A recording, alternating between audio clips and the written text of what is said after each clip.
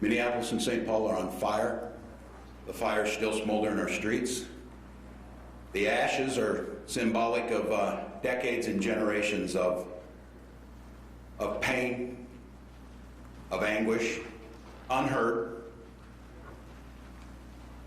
Much like we failed to hear George Floyd as he pleaded for his life as the world watched, by people sworn to protect him, his community, our state. Philando Castillo, silenced, unheard.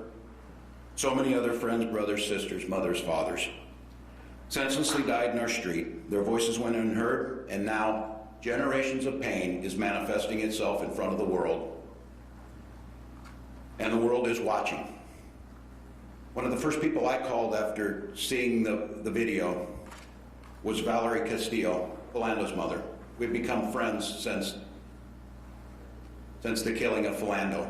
And for those watching today who aren't familiar, Philando died in front of his loved one and his child, and left them behind, and left behind a grieving mother who has become an advocate for justice, an advocate for reform, but more importantly, an advocate for kindness and decency. And when I talked to Valerie, she said first and foremost, seek justice, seek fairness, and reach out and show kindness. What the world saw last night was not that. What the world has witnessed since the killing of George Floyd on Monday has been a visceral pain, a community trying to understand who we are and where we go from here. I'm joined today by Attorney General Ellison, by Major General John Jensen, the Adjutant General of the Minnesota National Guard, Colonel Langer of the Minnesota State Patrol, and Commissioner John Harrington. I spoke this morning with Reverend Jackson, who, much like Valerie, said a prayer for our state, said a prayer for over those grieving, said a prayer for peace, and then also said something very important. This is the moment where we start, but every time we get to this place, we never start the process to make sure it doesn't happen again. And that commitment amongst leaders in our community, watching this happen across the United States, watching another name be added, and for those of us who are old enough, to Rodney King, to Mike Brown, and unfortunately now we've added George Floyd. The situation on the ground doesn't allow us at this time to tackle those issues.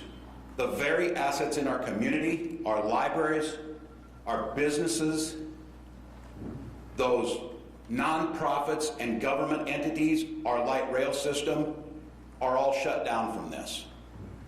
We have to restore order to our society before we can start addressing the issues. Before we turn back to where we should be spending our energy, making sure that justice is served swiftly, and that we learn something from what George Floyd gave on Monday.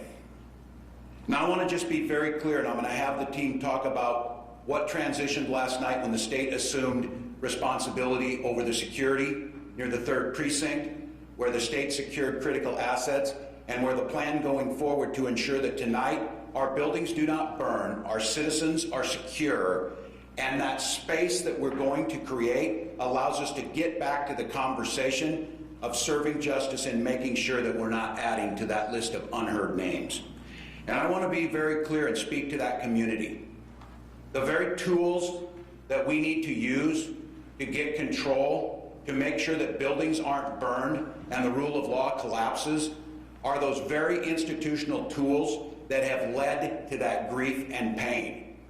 I understand clearly there is no trust in many of our communities. And the differentiation between the Minneapolis Police Department that we witnessed losing trust of those they're there to serve is very difficult for people to make for those standing up here with me. I understand that. And I will not patronize you as a white man without living those lived experiences of how very difficult that is. But I'm asking you to help us. Help us use humane way to get the streets to a place where we can restore the justice so that those that are expressing rage and anger and demanding justice are heard, not those who throw firebombs into businesses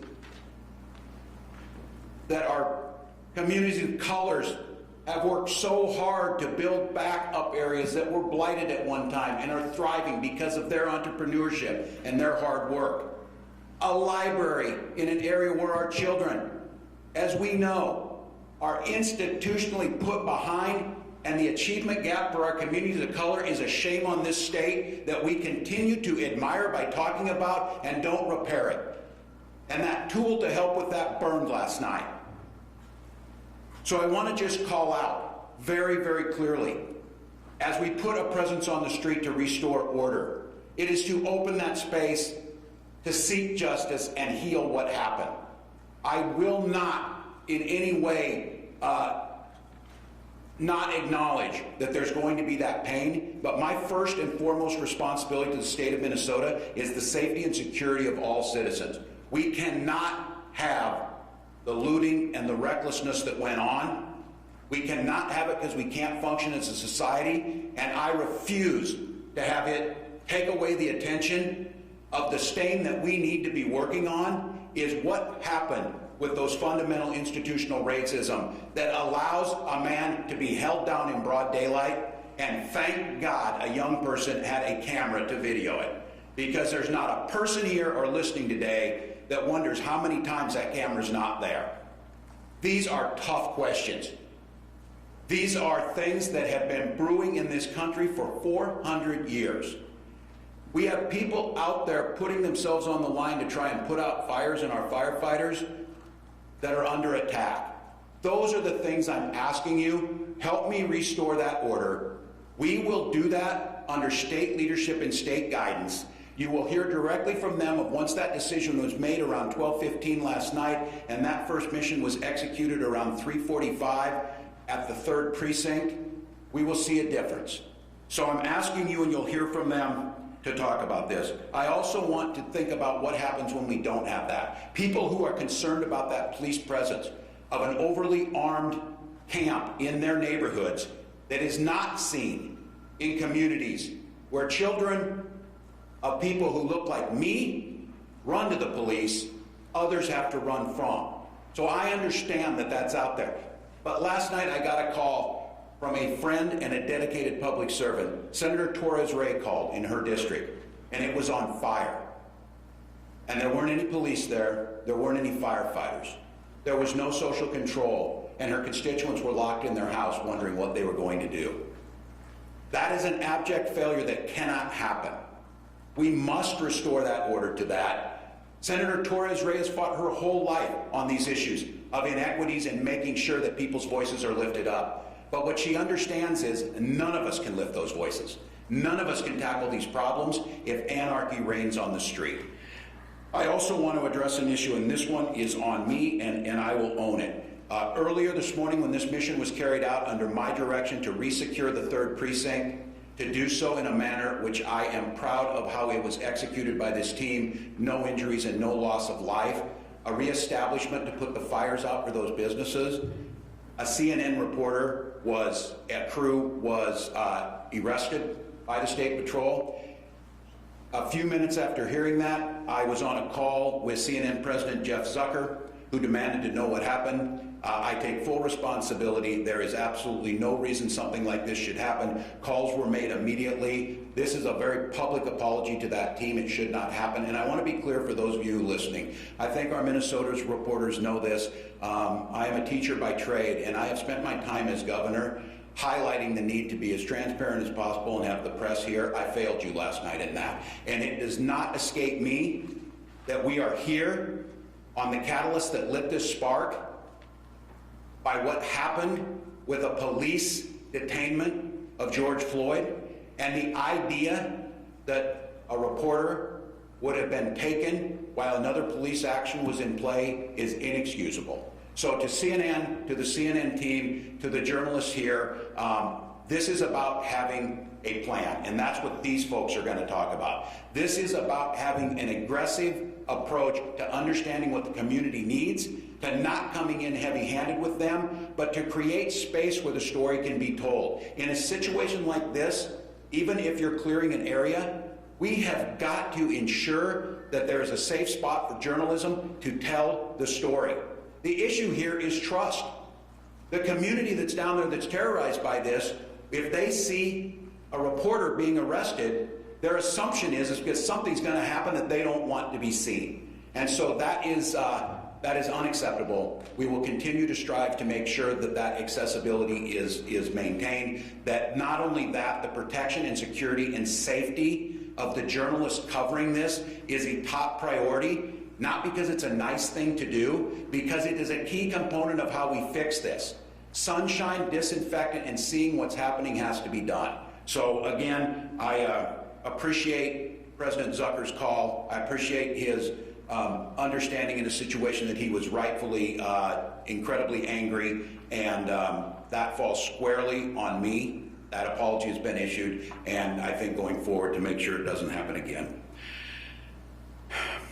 It's time for us to clean our streets. It's time for us to execute today in a way that shows respect and dignity to communities. I'm going to ask for a lot of help today of those folks who want to see it. It is my expectation that justice for the officers involved in this will be swift, that it will come in a timely manner, that it will be fair. That is what we've asked for. I have been in contact with Hennepin County Attorney, and I am confident that those very things I just said will happen. We will continue at the BCA to do a fair, a full, and a swift gathering of all of the evidence involved. But I would reiterate again, for so many of us, not all that's done in every other case where all of that evidence is gathered before, and I would ask that the swift justice be carried out. So Minnesotans, your pain is real. The chapter that's been written this week is one of our darkest chapters, and we can choose a few things. We can choose to try and get past this. We can choose to put a force out there and stop things from happening. We can hope that in the midst of COVID-19 or something else, it passes by and we don't have to turn that mirror to look at the harsh reality of those underlying gaps, whether it be healthcare disparities, whether it be educational disparities in our communities of color, whether it be policing disparities in our community of color, whether it be wealth acquisition in our communities of color, are all very real. We pride ourselves on a state of openness. We pride ourselves on a state of being friendly. I've talked a lot about One Minnesota. That wasn't on display last night. I don't naively think everything heals and you come to the forefront and you say it'll be better. This is a community that demands and should expect more than words. They should expect results. Lieutenant Governor Flanagan and I have tried to make equity the center of everything we've done. But obviously in Minneapolis on Monday night, there wasn't a lot of equity for George Floyd. His family is probably wondering where the One Minnesota is for them. And that's on us as Minnesotans, us as the governor and the team that works with me, to put the things in order to establish order in our streets, to establish and rebuild trust in our communities, to lift those voices up, to be heard, not pleading for their lives, but demanding the changes necessary so no one else is put into that position. So I would like at this time to turn it over to Minnesota's Attorney General, Keith Ellison. Governor, thank you. Martin Luther King said many years ago that riot is the way that the unheard get heard. He didn't condone it, but he said to the nation, as a person who always protested peacefully, that don't just dismiss that and ignore it and relegate it to just criminality and bad behavior, actually ask yourself, what's going on there? And is it something that we as a society absolutely must pay attention to? I think we must pay attention to it. I'd like everyone to recognize the fact that the National Guard just a week ago was administering COVID-19 tests to help people. The presence you see on the street, don't react to them the way you might react to the Minneapolis Police Department. It's not the same group. They have different leadership, different authority, and their job is to try to bring peace and calm back again. Please remember that this is not the group that you associate with unfair conduct, but it's a group that, in fact, just a week ago was trying to make sure that Minnesotans could survive and thrive and live, because we are still in the middle of a pandemic. It is that sense of service where they get involved when it comes to natural disasters, storms, floods, rains, diseases. Now they have to restore order on the streets. And I hope that the community who is protesting will protest peacefully, but not see this as another occupation by another military force. It really is make sure that there's calm and peace and that everybody can operate peacefully. So please accept it as that. I'm asking that of our community. It is essential, and I've said this before, everybody keeps asking the question, when? And this is a perfectly legitimate question. It is important to know that under Minnesota statutes, the primary jurisdiction for criminal prosecution is with the county attorney in which the offense occurred. And I believe that the message has been sent and received that the wheels of justice must turn swiftly. Not unjustly, expeditiously, thoroughly, fairly, but swiftly. It is important that people have confidence that accountability, no matter who you may be, is how we live in Minnesota. Let me also say that this prosecution, this investigation, this criminal process is important, and and the whole country and the whole world's looking at it, cannot solve the problem. As the governor so eloquently said,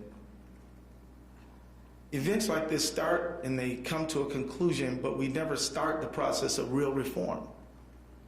I will submit to you that myself and Commissioner Harrington, under the leadership of the governor, have already started a process on the working group on preventing and reducing deadly force encounters with the police. We have a report that we want attention from the legislature and the entire community on, to focus on that so that we can really get to the bottom of this when it comes to issues of use of force, when it comes to officer wellness, when it comes to community healing, and a whole range training issues, all kinds of things that bear on this issue. And it's not just those things. I believe that the real work of our working group is the implementation of this, and that really begins in earnest now and is more important now, I think, than ever. So I just want to, as I conclude my remarks, I want to say that we have to have a situation where Lake Street, a precious jewel of our state, is a place where Minnesotans can walk again, where businesses can be safe again. But I want to be clear that if the message was this situation with Mr. Floyd is intolerable, absolutely unacceptable, and must change, that message has been sent and received as well. And the governor, myself, the lieutenant governor, all of us are committed to that long-term change. And I can tell you that I spoke with many legislators who feel the exact same way. People in the philanthropic community feel the exact same way. So I think we're going to do some real changing. We're not just going to fix the windows and sweep up the glass. We're going to fix the broken, shattered society that leaves so many people behind based on their historical legacy of being in bondage and servitude, then second-class citizenship, and now fraught with disparities from everything from incarceration to housing to wages to everything else. And so with that, I want to hand it over to General Jensen, Major General Jensen, who will further elaborate. Thank you very much.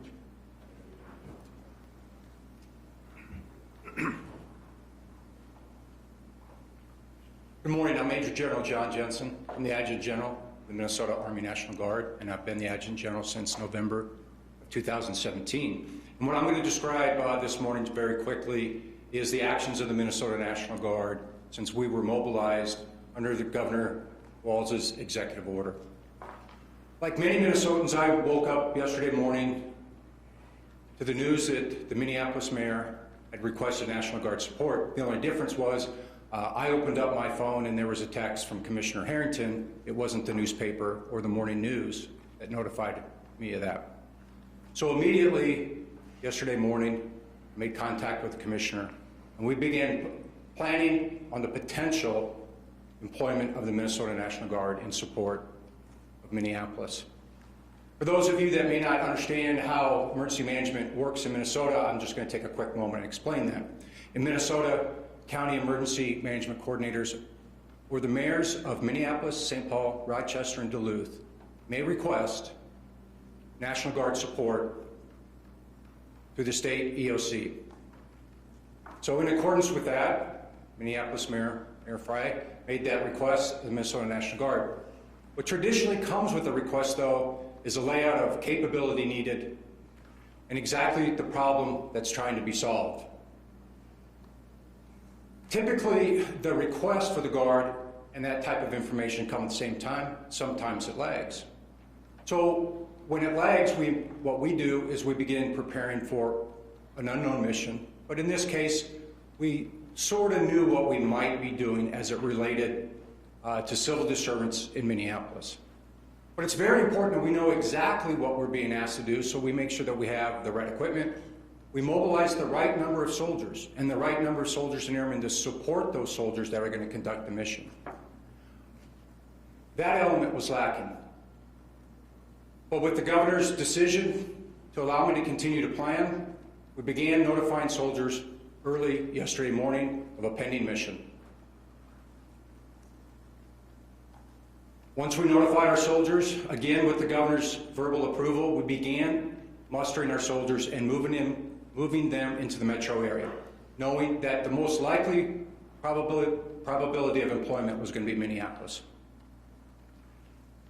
As we met as a senior team yesterday afternoon, the one topic that continued to be discussed was the lack of clarity and the lack of a mission and a description of what exactly the Minnesota National Guard needed to do. My concern to the governor was twofold. One, I didn't know what special equipment I might need to accomplish the mission. And two, I was very concerned about being asked to move to an unfamiliar area of Minneapolis under the cover of darkness. I wanted to get out when it was still daylight, where my soldiers and my airmen could become familiar with their terrain and familiar with their mission. We never got such mission assignment. We never got such mission description. Yesterday, we performed 4 missions in support of the governor's executive order. The first mission came from the governor directly.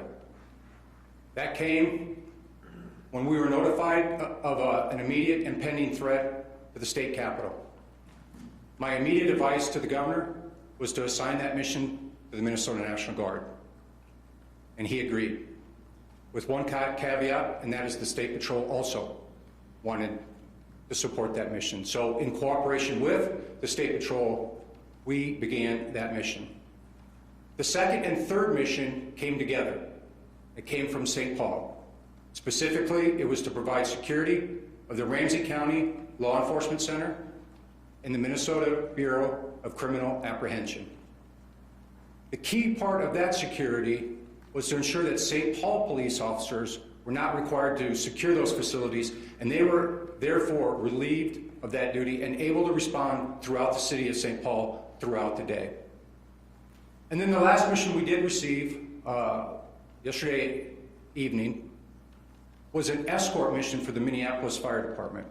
The concept of the operations that we would link up with the Minneapolis Police Department, and as they went into unsecure and dangerous areas, that we would secure the area so they could perform their life-saving and property-saving missions. And we continued to do those missions through the evening. As the governor indicated, about midnight this morning, the governor authorized a law and order mission into the Third Precinct, what we would call in the military a clear and security mission. So under the leadership of the State Patrol and the Department of Public Safety, the Minnesota National Guard was assigned a task and a mission in support of the State Patrol. We would follow the State Patrol and we would help secure the area that they cleared. Our soldiers remain in that area as I speak now, still on that mission, still securing that location. So people and MnDOT can come in and begin the cleanup of that area. Now, I picked up one other mission with the city of Minneapolis. I won't cover the exact details, but it's ongoing right now with the Minneapolis Police Department. And I'm very proud of the relationship between the Minnesota National Guard and the Minneapolis Police Department that goes back to Super Bowl 52 just 2 years ago. Chief Rondo and I worked together during that Super Bowl. So we have had opportunities to serve together, and I have a lot of respect for him. We will continue to operate in Minneapolis until such time that the governor relieves us of that mission. And we will do so in support of the Department of Public Safety and the Minnesota State Patrol. So that's just a little bit of background of what the Minnesota National Guard did since yesterday morning when we first notified of a possible deployment, through the deployment and through our mission set last night and then early this morning. My recommendation this morning to the governor was that I continue to do the state capitol mission and that I continue to do the mission in support of the Minneapolis Fire Department. I believe both of those are very critical mission, both to the state and to Minneapolis. And then we'll conduct follow-on missions, again, in support of the Minnesota State Patrol and the Department of Public Safety. So at this time, I'd like to introduce the Commissioner of the Department of Public Safety, Commissioner John Harrington. Good morning. My name is John Harrington. I'm the Commissioner of the Department of Public Safety. Governor Walz tasked me to prepare options and capacities and capabilities to respond to the civil unrest, protests, but more importantly, and really more directly, to the unlawful behavior of the arsonists, the thieves, the burglars, the vandals who were tearing apart the city of Minneapolis. I want that to be clear that that's, I think, a clear line of demarcation that we were operating under, because it is fundamental to the Department of Public Safety, it is fundamental to the State Patrol that we take an oath to support the Constitution and that we believe that our work is absolutely essential to allow everyone's First Amendment right to have their voices heard. We were not deployed, and we have not been deployed, and we will not be deployed to stifle free speech. But we will not and cannot allow unlawful, dangerous behavior to continue. I am particularly proud of our relationship with both the Minnesota National Guard, Commissioner Stroman from the Department of Natural Resources, and Colonel Langer, who works for the Department of Public Safety as the colonel for the Minnesota State Patrol. We called and they came. And literally it was that, it doesn't make it much more complicated than that. I said, I'm gonna need you, and I'm gonna need you here in the city, and I may need you for 2 or 3 days, and I may need you longer than that, and I can't tell you what I'm gonna need you to do yet, but I know I need you. And they came. They began preparing readiness to be able to move folks from all over the state of Minnesota, literally from miles and miles away, to come to the metro area to be prepared to help us keep the peace. Over the course of the day, I met with my counterparts in Minneapolis and St. Paul, Chief Arredondo and Chief Axtell, to talk about what missions they needed the state to help them fulfill. The Department of Public Safety at that point was calling to say, we are here to support you. We are your partners. Tell us what you need and we will backfill, we will fill in the gaps. Tell us what you need for resources and we will help you get it. And we did get some very specific missions, and in other cases, we got no real mission at all. And in the absence of a real mission, we began to identify where the critical needs were. We tasked the State Patrol, we tasked DNR, we tasked the Minnesota National Guard to meet specific missions that we were requested to do. But we also tasked them with being flexible, because we knew that if things continued to devolve, that we might need to pivot and we might need to shift from a static post of guarding critical infrastructure to a fast-moving operational approach of restoring order. About midnight last night, I was party to a call where that pivot had to be made, where the mayor of Minneapolis called and said they had no more resources and they were not able to meet the public safety needs and control the behaviors that were occurring on Lake Street. They had lost the Third Precinct. There was concerns about a gas main, and there was concerns about continued looting and fire burning throughout the city of Minneapolis. And different than our first night, I had comparable concerns of looting and fires being set in the city of St. Paul, and so we had to divide our resources to meet the needs of both of the twin cities. The task the governor gave me was pretty simple, actually. It was to pull together a team that could go in, keep the peace, protect people, protect them, protect their safety, protect their lives, protect their liberty, and to protect property that was being burned up literally every minute that we delayed. The Hennepin County Sheriff was one of my first calls, and Sheriff Hutchinson immediately moved into action to give us support. We already had DNR, we already had State Patrol, we already had Minnesota National Guard. We had it available, but we hadn't tasked them with what we needed to do yet, and we had to create a plan. The U of M Police Chief, Matt Clark, offered support. Eddie Frizzell, the Chief of Police for Metro Transit, offered support. And with that team together, we put together a 250 ballpark cadre team to go in and restore order on Lake Street. We created a mission. It was very specific. I am a mission-driven person. We talked about the fact that we were going to be respectful of people's rights, that we were going to keep the peace and make people safe, and that we were going to follow our training and protocols by making a public announcement that they needed to clear the streets, and that if they didn't clear the streets, arrests were imminent. We made those announcements. We made those announcements repeatedly so that no one would be confused about what our intent was or what we were there to do. And then, having made our announcements, we began to move to clear those streets. I will tell you that the vast majority of the great people of Minnesota and the great people of Minneapolis who are still having their guts ripped out about the Lloyd murder, and we'll call it a murder, that's what it looked like to me. I don't want to prejudice this from a criminal perspective, and I'm just calling it what I see at that point. They weren't the people that were out there on the streets at 3 o'clock in the morning when we arrived on Lake Street.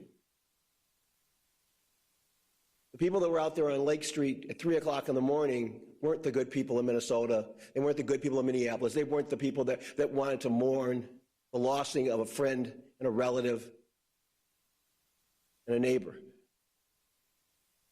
And when they saw the National Guard, Minnesota State Patrol, and this cadre, this team moving down the street, the vast majority of them did what we thought they would do. They left. There were a few that decided not to leave. That was a choice that they get to make, but we had advised them what that choice would result in. And we took action to respectfully and carefully take folks into custody as was necessary. And it was a very limited and very structured and extremely disciplined approach to making those arrests.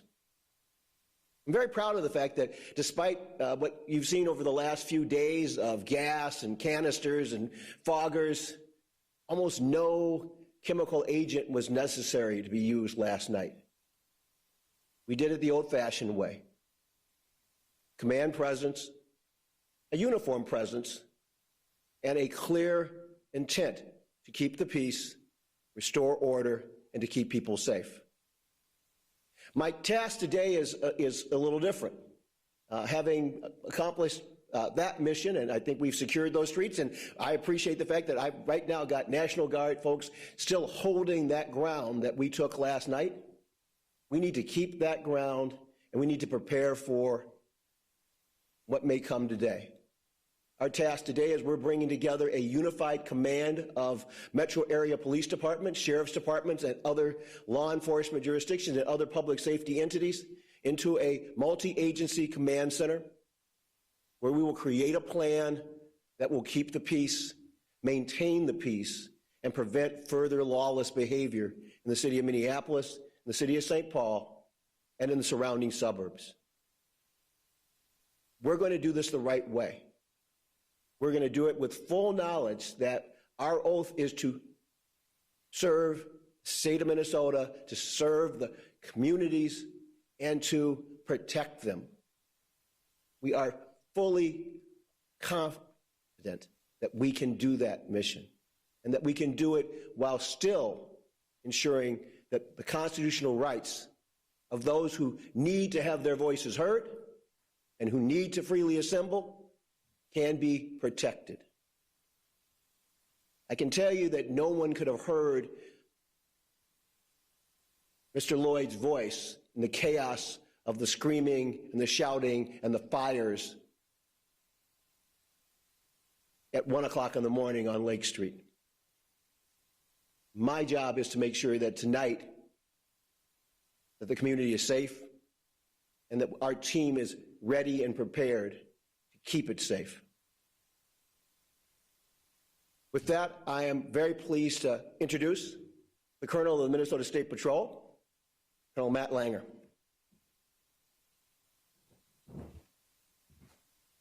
Well, thank you, Commissioner. My name is Matt Langer, and I have the honor and privilege of serving as Chief of the Minnesota State Patrol. I don't need to rehash what the Commissioner went through in terms of the detail that he provided on the role of the Minnesota State Patrol as it pertains to the city of Minneapolis this week. I was thinking about what to say about this week, and difficult is the first word that comes to mind, and it doesn't seem to represent everything that has occurred this week well enough, but it certainly represents the challenges that the Minnesota State Patrol has faced the last couple of nights as we have worked hard to combat the lawlessness, the dangerous behavior, and the criminal activity that has occurred both in the city of Minneapolis and other places. I'll speak specifically to last night because, as you've heard, shortly after midnight, between midnight and 1 a.m., Governor Walz asked the State Patrol to lead an event in the city of Minneapolis to quell the unrest that was occurring in and around the Third Precinct. There were many challenges in that area.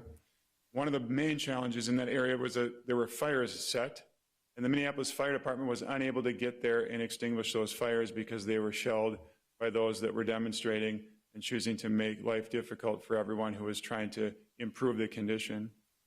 So as the Commissioner explained, we assembled a team, both with the State Patrol, the DNR, the University of Minnesota, Transit PD, Hennepin County Sheriff's Office, and the National Guard, and we assembled that team quickly, swiftly, strategically, And we descended into the city of Minneapolis with the one goal in mind to, as safely and quickly as possible, recover the ground that had been lost to lawless activity and make it safe again, and then restore order, clean the area, and get it presentable so that we can move into the future tonight and beyond with a much different picture of what it means to be a resident citizen and your ability to demonstrate peacefully.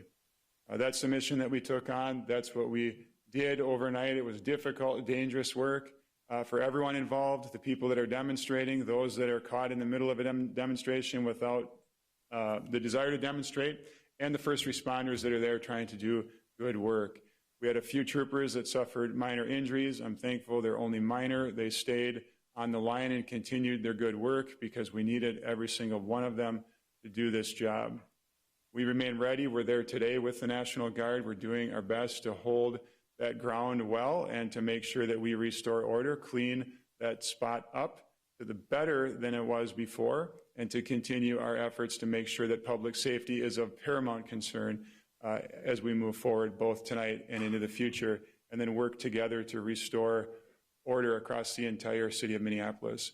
Just as a side note, we had a couple missions other places last night. Of course, our responsibility at the state capitol, and we also assisted the city of St. Paul with some lawless behavior that was occurring on University Avenue with some of our mobile response team assets. One thing I'll note is that we have troopers in the metropolitan area from all across the state of Minnesota. That was an opportunity that we afforded the governor to make a staffing boost that is within the purview of the executive branch and within the ability of the State Patrol to do on very short notice.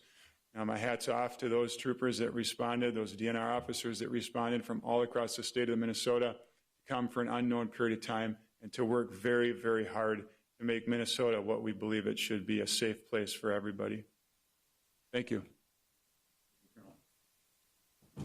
I would note before we take questions, and we will try and make sure we answer every one or as many as you need to ask, I would note to the reporters here in Minnesota, it was about 3 weeks ago I stood in front of you and as we passed 500 deaths by COVID-19, and said that on about the 29th of May we would pass 1,000. That will happen today. So in the midst of this pandemic, we are still working that. We believe, again, numbers are down. ICU bed capacity is stable, and we are doing everything we can. And as you heard from the folks speaking, the vast majority of people out there who were expressing their First Amendment rights and the rage over what happened to George Floyd were wearing masks, and we're trying their best to social distance and not touch things. I would, before I go to questions, note that the desire to get back to normal is so overwhelming for everyone. When so many in Minnesota would said, what else could happen? We've witnessed this, but I think it's an important time to pause about that is, the problem is for so many of us thinking that normal is where we want to go. Normal was not working for many communities. Normal was not working for George Floyd pre-COVID-19. It's certainly not working now. And so I think, as you heard the Attorney General talk about, that work that we're trying to look at to use this as a point, and not just rhetorically, but a point to make those changes. With that, Mary, we'll start. The press, I failed you last night. What about the public? The public did not see you, hear you. You did not address the public the last 2 nights. Well, I certainly don't think it's important to be on TV. I think what you expected me to do is to be there. We were in a support role as state law shows. And once it became apparent to me that the city of Minneapolis would not be able to complete that, I was directing the state to take that over. This is my responsibility.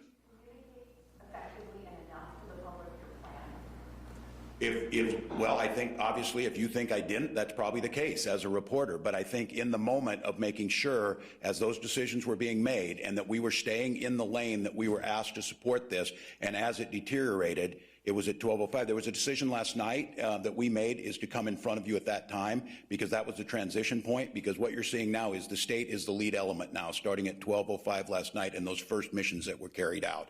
So I think for many of you who know, I try and make myself as available as possible.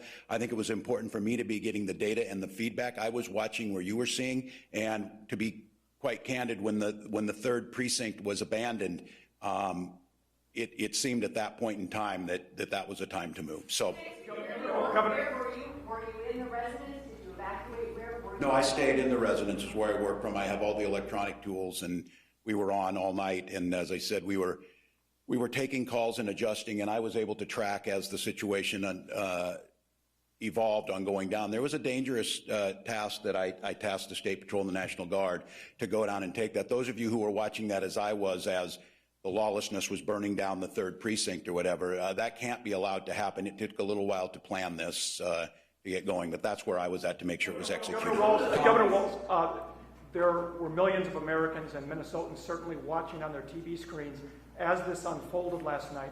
There was almost a complete lack of visibility of local police, state police, National Guard. After much fanfare about how the National Guard was coming in, people watched buildings burn, public and private.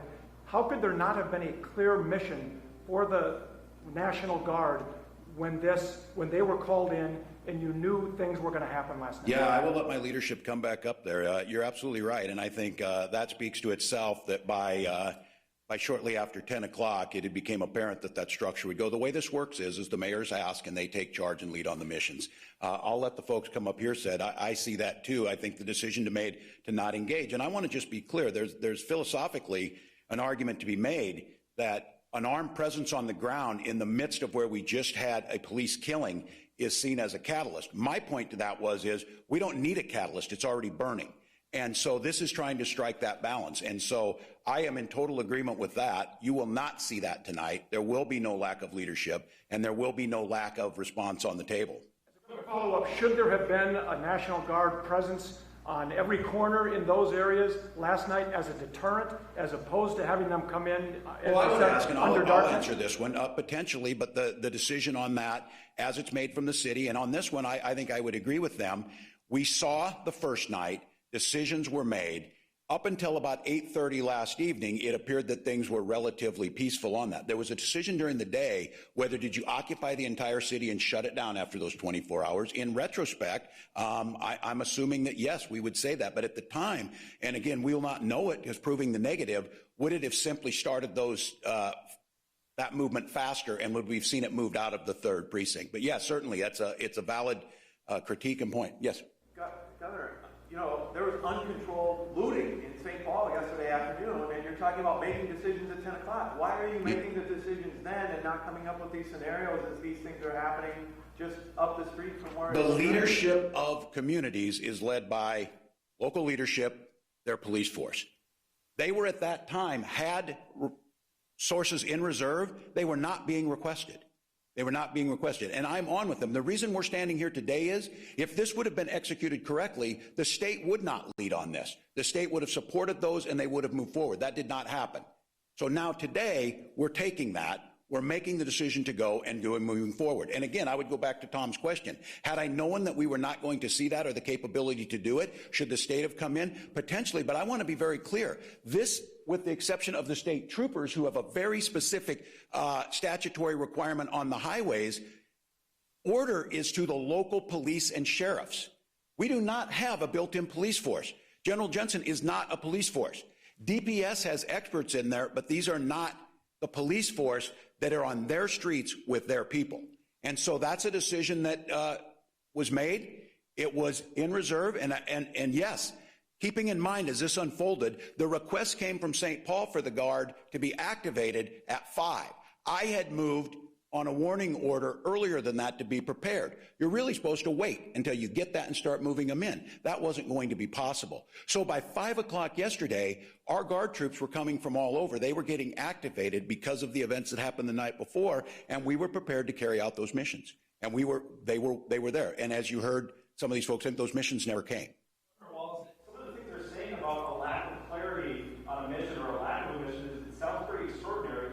Is that supposed to come from Mayor Fry or from the police department? I'll let our folks talk. Yes. That was failed to be given.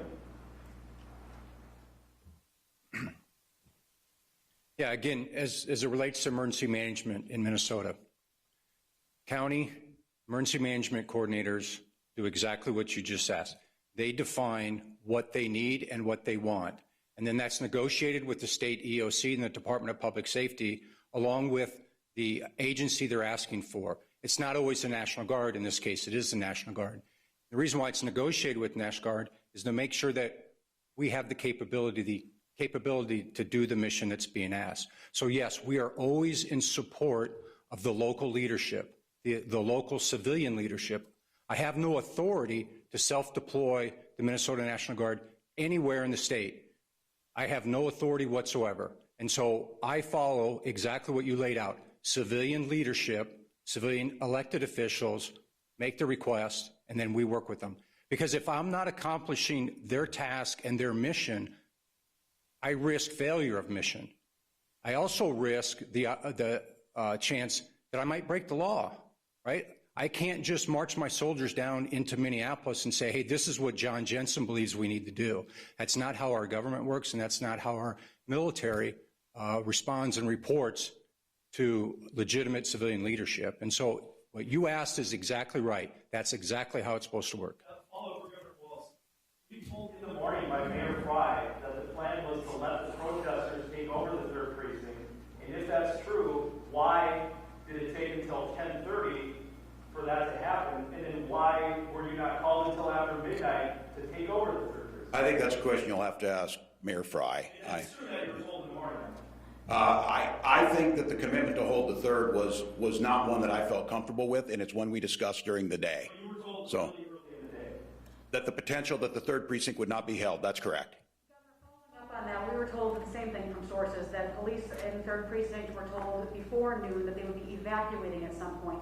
Essentially, the directive that they felt they were hearing was they would allow it to be taken over and to burn.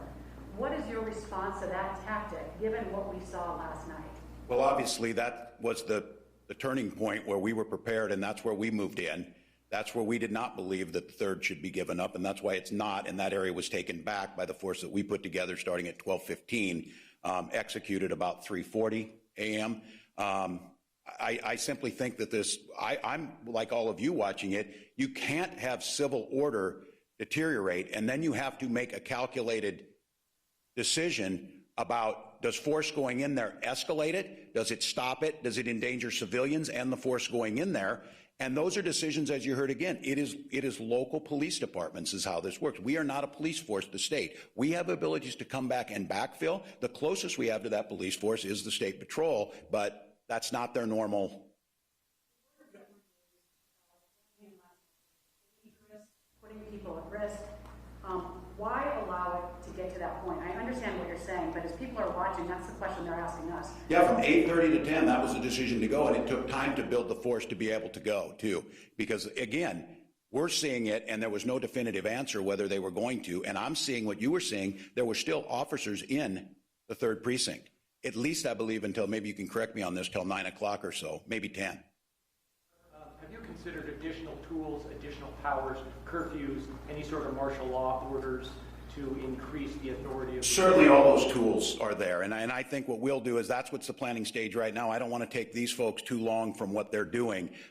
That's what's being done over the last 24 hours as we prepared for this. But once again, the order structure of this, and many of us have been involved in these. I spent 24 years in the National Guard myself. I'm very familiar of how these works. I'm very familiar with General Jensen's asking about when my troops get their mission, they get their mission order, they get a warning order, they know what they're going to need to do. I then, as an enlisted soldier, would start working with my troops to make sure they were packing the proper equipment, check it out, be ready to go, drill through the things we needed to do.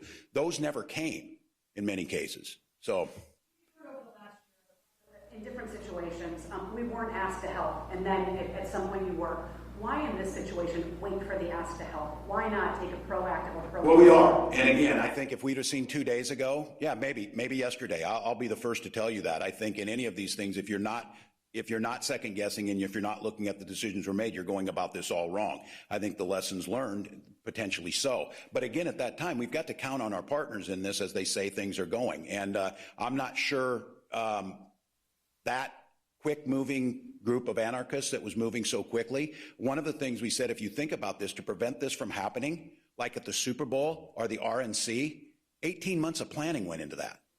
18 months of planning and pre-positioning, 18 months of joint powers agreements, 18 months of lining up the materials that were there to make sure all those situations could be there. Because my situation on this is once you lose control like that, I'm deeply concerned that the bad actors, and I want to be very clear, we own this. We own this in Minnesota.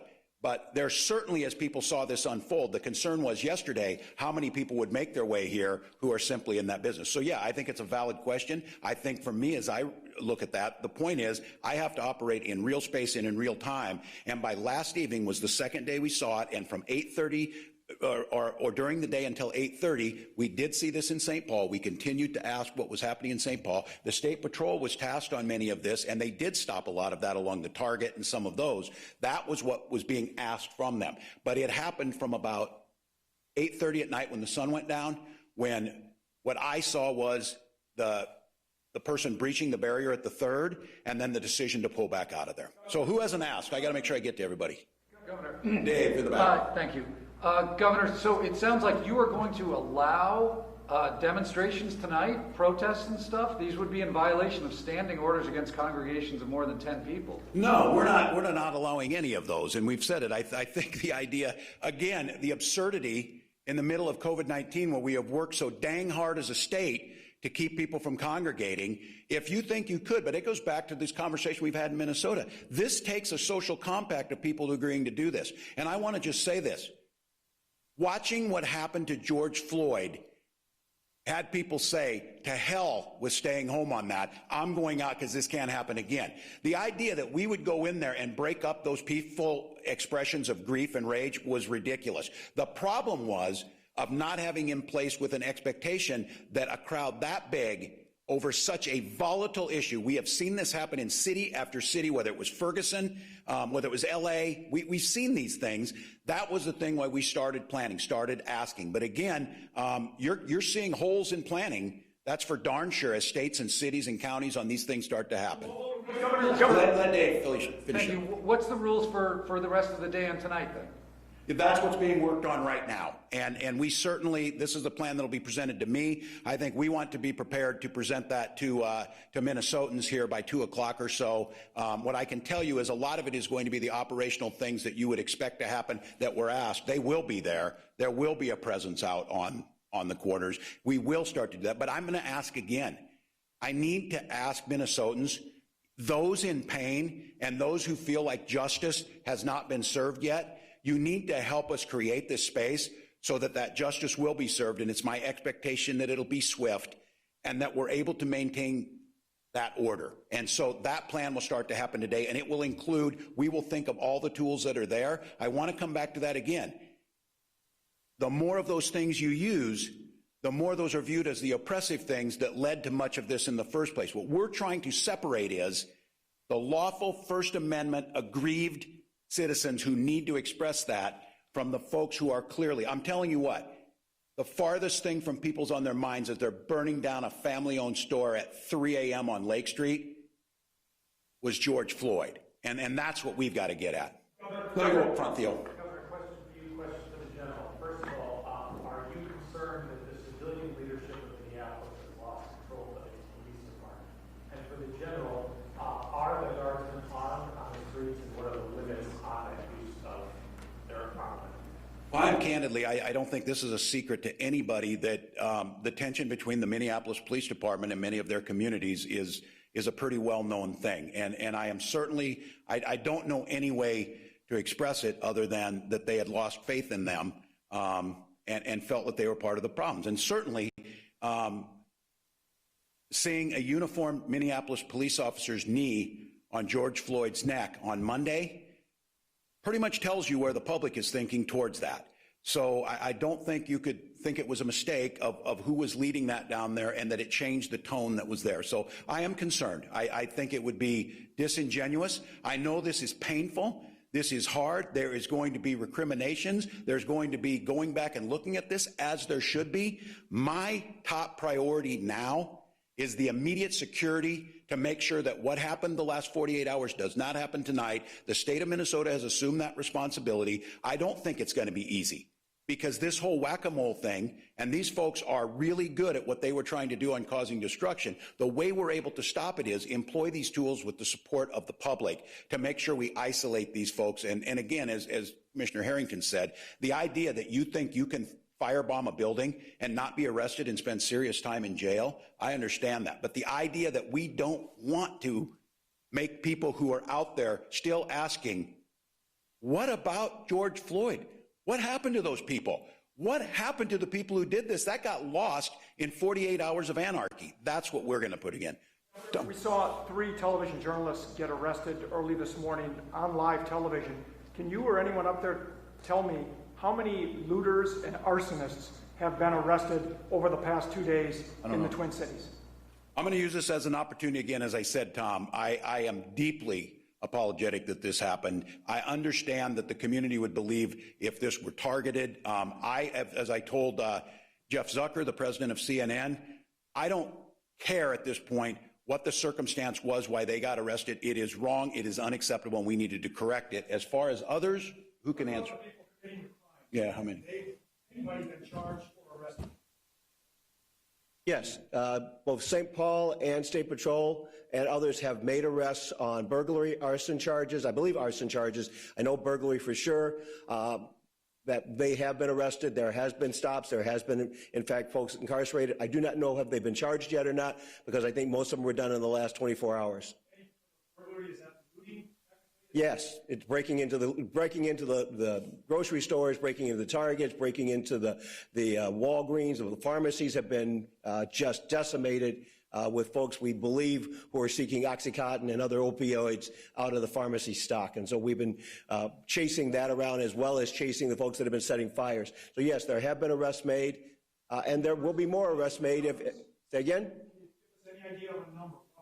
I will get you a number. I don't have that. I'd asked both Minneapolis, St. Paul, and my other folks that were part of our unified command to get me information by 10 o'clock or 11 o'clock this morning. I have not received it yet. But I'm hopeful to have a sit rep from the last 24 hours, and we'll get that to you as soon as I get it. Governor, I have to ask you your reaction to President Trump's tweets from last night in relation to Minnesota and what he said. Well, it's not helpful. I did speak to the president last evening.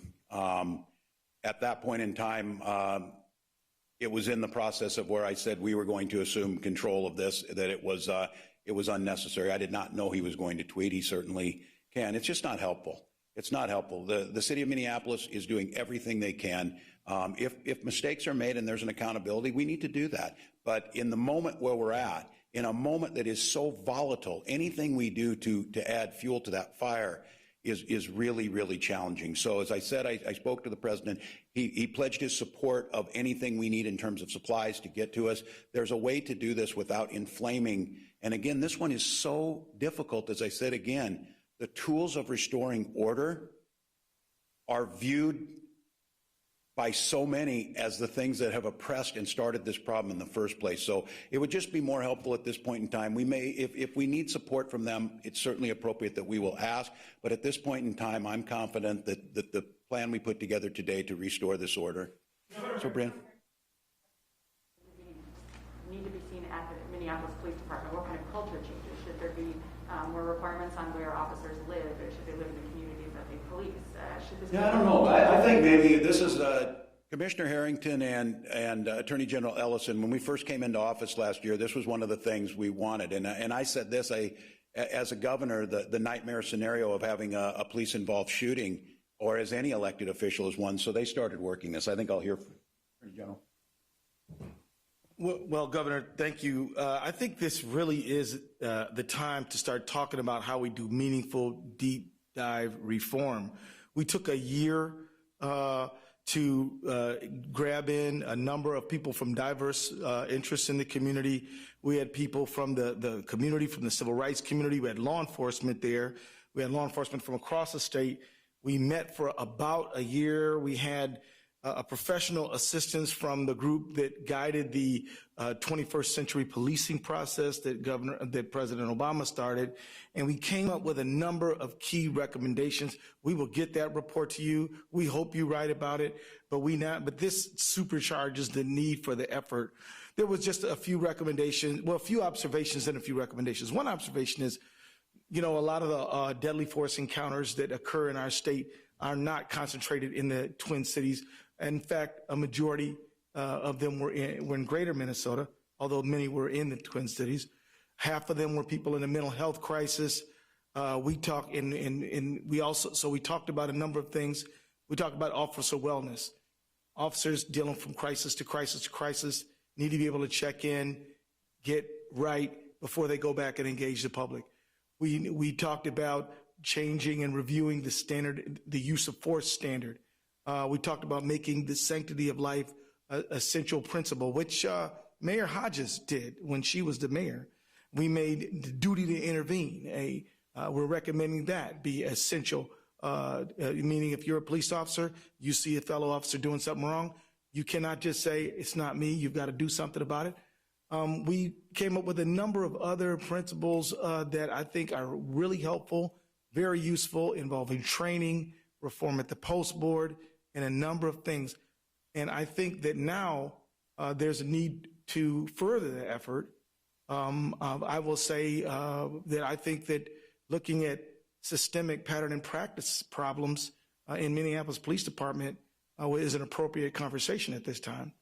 I think that we need to really do some deep diving and to make sure that, you know, our law enforcement professionals really do and really are serving the public, the whole public.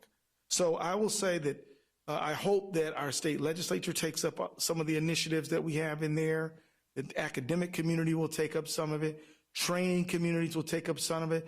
I mean, one of the recommendations was a joint or dual response when there are chemical or mental health crises going on, so that it's not just officers that don't have the training on how to deal with somebody who's in that situation.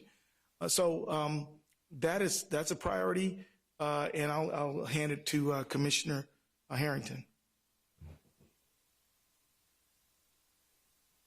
Attorney General Ellison covered really most of the points. The one other point that I will bring in is that this group was very much based out of community.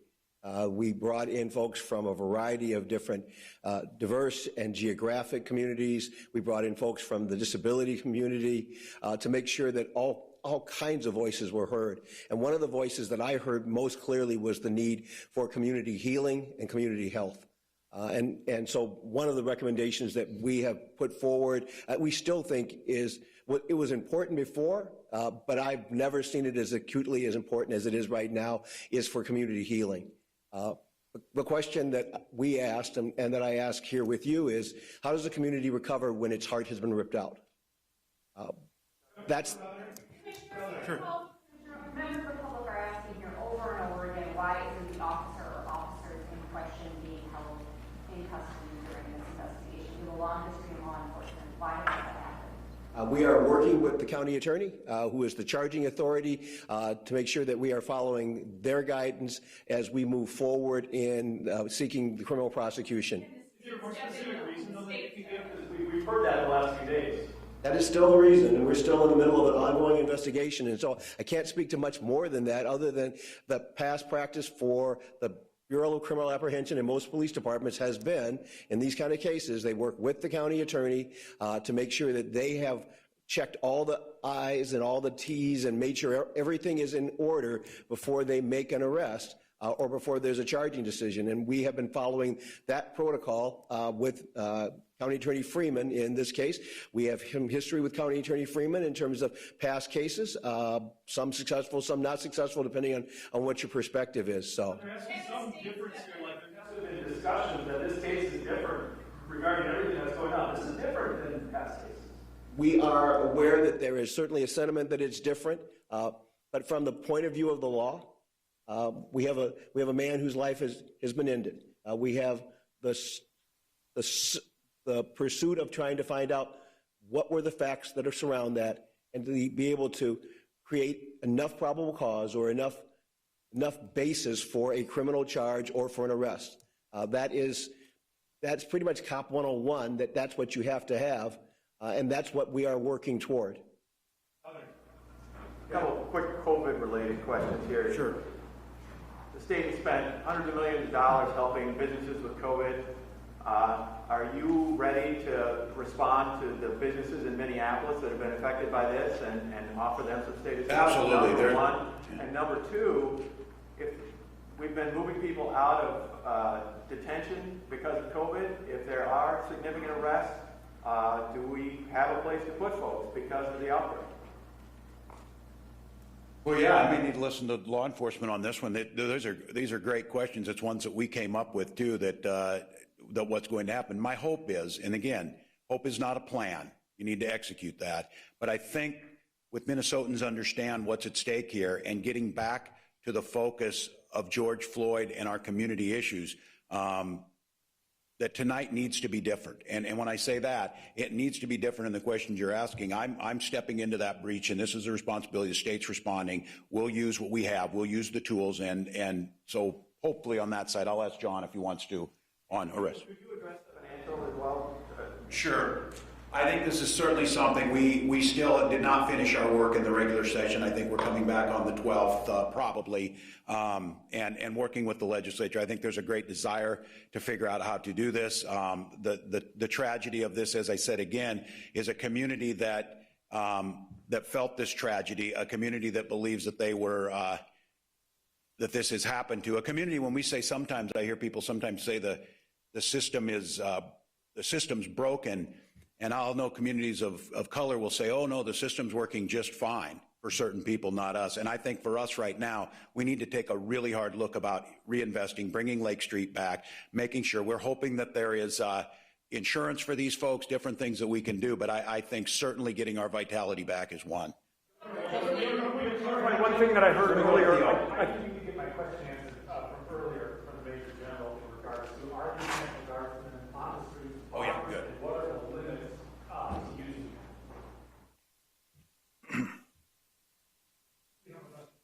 We'll come back. So the first question, are they armed? Yes, they are currently armed. A little background on that. Yesterday afternoon, we received what I assessed as a credible threat specifically to the Minnesota National Guard. That credible threat was made available to us by the FBI. I shared that with Governor Walz, along with my recommendation that I felt as though it was a credible threat, and as a result, that we should arm the Minnesota National Guard. Governor Walz concurred with me and authorized me to arm the Minnesota National Guard. Now, what are the limits of their use of force? We traditionally don't talk about the use of force because it's an operational issue, but I will tell you this. Our guardsmen maintain the right to self-defense. And I think that's where I'm going to leave it as it relates to the use of force for the Minnesota National Guard. Thank you. Governor, I think I heard General Jensen and Colonel Langer talk about protecting the state capitol. Were they referring to the state capitol building, and are you concerned that that building needs to be protected? And then as a follow-up, when will you make a decision on a curfew for tonight? Hopefully around 2 o'clock, Tom. I'll give you that so you know. Give us a little bit of time as they're finalizing on this, but I think that's one of the questions. Yes, and we had brought up the Capitol building before of that. These very symbolic targets that people had talked about, the folks who had, some of it was online. You saw the thing that came in. That's the one request that I made of the National Guard, and the mission that I'm asking for specifically on our troops that came in. Before the cities needed to ask for what they needed was the preservation of the Capitol and the Capitol grounds. And so that will still be in force. They'll be guarding the building physically? They are, and they have been. Yeah, that's exactly right. Governor Walz, last time Mayor Carter made the claim that he believes the agitators are not from Minneapolis or St. Paul. Is there any evidence to that? And if so, who are these people and where are they coming from? Or do we believe that most of the people that are burning down buildings and so forth are Minneapolis and St. Paul? Yeah, I certainly think, and I'm not going to speculate, we'd ask them. I think probably the assumption is there's folks that come in, but as I said earlier,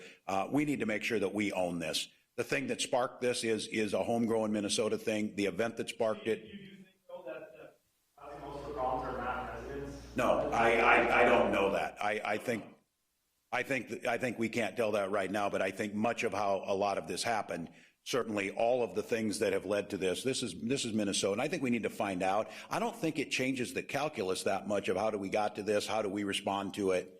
It's not taking ownership of it, and the bad stuff is being done by people from out of town. Yeah, I'm taking ownership of it. It's ours. We own it. Concerning the leadership, are you classifying the leadership of Mayor Carter in the same classification as the lack of leadership that you mentioned? No, I'm not. From Mayor Fry? No, and I didn't say Mayor Fry on this. I said my issues. Using the passive voice, but talking about a lack of leadership. I mean, Yeah. are we talking about Mayor Frye? In the Minneapolis Police Department, and again, like this, and I will assume responsibility if the issue is that the state should have moved faster.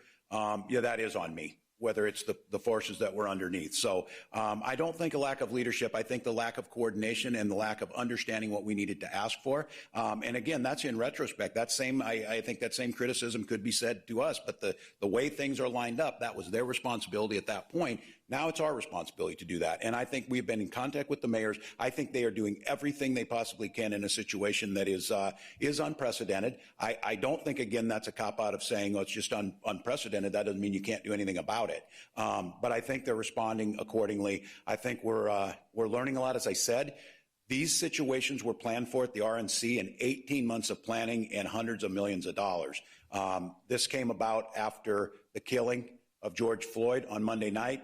It started to ramp up when the video came out on Tuesday. It accelerated into Wednesday and Thursday, and here we sat.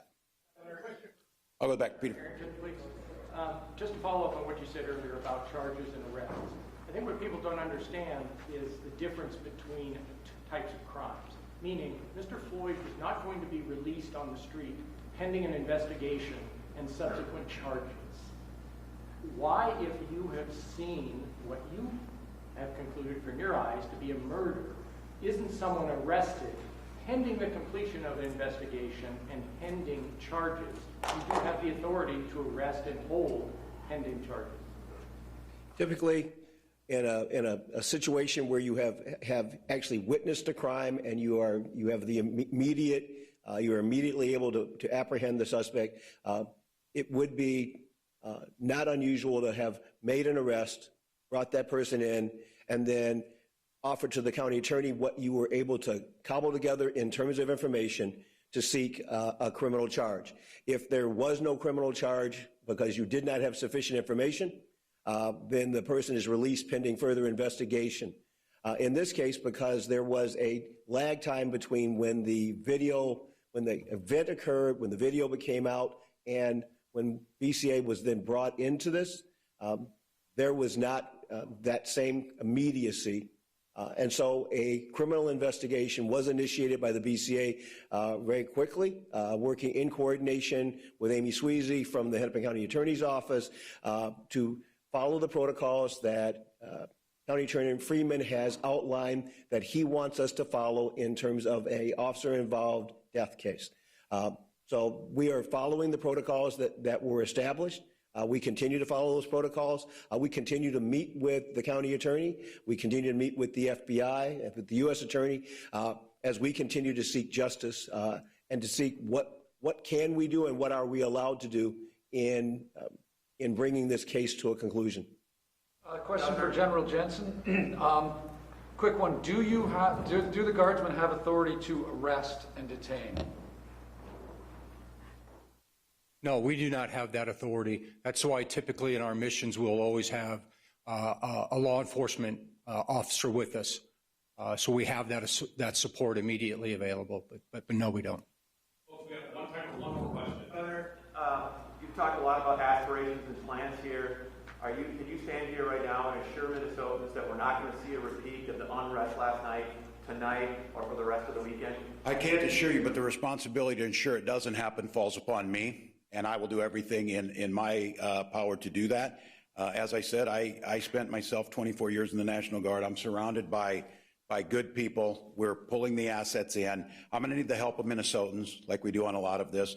I'm going to need folks to cooperate to get this through. I want to acknowledge again that pain that people are feeling, the need to get justice. I'm just going to respond to Peter's question too on this, Peter, because it was an excellent question, asking about the charges and things. For those of you who don't, I am not an attorney. I listen to them, and they're very concerned that the governor has to be very careful about what they say about prejudice in case. We want to make sure everybody gets justice, it gets done. But the questions that Minnesotans and the outrage they're feeling, I'm feeling them. It is taking all of my willpower to maintain that point of being asked. But the way I'm able to get them justice is by making sure that I put things in place that civil order is maintained, that we make it clear that there is an expectation that justice is moved forward. And as Attorney General Ellison says, this is a point in time that we cannot forget. Cannot forget George. We cannot forget the aftermath of this as if we would, but we have to get back to that point of what caused this all to happen and start working on that. So the anger and the frustration and the wondering why this is a community that year after year, decade after decade, and generation after generation hears this. So right now, I know there's a lot of folks out there listening that their answer should be, I'll believe it when I see it. I'll believe it when justice is carried out. I'll believe it when equity actually means something. I'll believe it when the policies change. I'll believe it when my child gets the same education as your child and that color didn't matter. So I get it right now. We're asking an awful lot to be based on faith, and that has not panned out. But I do want to say, this is a state that I think we are coming to grips with the good that we have and that's not there, but it's always been about trying to strive to be better, trying to do more. I'm not trying to sugarcoat this. Just much like COVID-19, I've had to stand in front of you and tell you that it's going to get worse before it gets better. This is not going to be an easy journey. But the one thing that we have to ensure that civil order is maintained, so those changes we want to see. None of us can live in a society where roving bands go unchecked and do what they want to do, ruin property. And that the expectation is, where are the police? Where are the police? And this is the conundrum. Where are the police in the first place got us in this situation Monday night, and where are the police last night is it. And I heard from numerous people, I'm super nervous about the National Guard being brought in there. It's a flashpoint. This is a community. I understand that. I heard from some of those same people at 2 o'clock with a different tone. Where's the National Guard? Where is the National Guard? So over these next 24 to 48 hours, work with us to get the situation controlled. And I want to talk to those mayors who are up 24/7 in Minneapolis and St. Paul. It's not about calling out someone on lack of leadership. It's about an issue as it developed and all of us figuring out how we get there. This is volatile. This has been building for decades. This flashpoint came to us, and now what are we going to do about it? And it happened in the middle of an unprecedented global pandemic. So it gives us a chance. We're going to get to pick our paths very quickly here. How are we going to be seen by the world in the coming days? How are we going to be seen after that? How are we going to respond to one another? And then what are we going to do about it? And again, if I were everybody in these communities listening, I'd say, well, I'm going to believe it when I see it. So the first task at hand is get civil control back, get justice moving quickly and fairly, and start talking about together, how do we rebuild? How do we rebuild trust in the police? How do we rebuild those stores? How do we rebuild a society?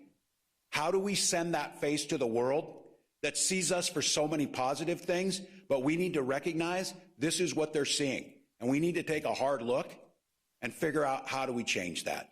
So I want to thank you all. Again, I'm going to close because of the importance I've said with the press. Deepest apologies to the reporters that were out there. Expectations that again, that cannot happen. We will do our best today, and I would ask all of you, as the ongoing mission to make sure that we have peace and security today is making sure that that story is told. I'm asking our team to make sure that press credentials, the ability to move you and protect you safely needs to be out there so this is covered. Please let us know quickly on that. Please make sure that that's happening. Please show the world everything that's happening here through that lens of professional journalists who ask the questions you're asking today. So thank you all.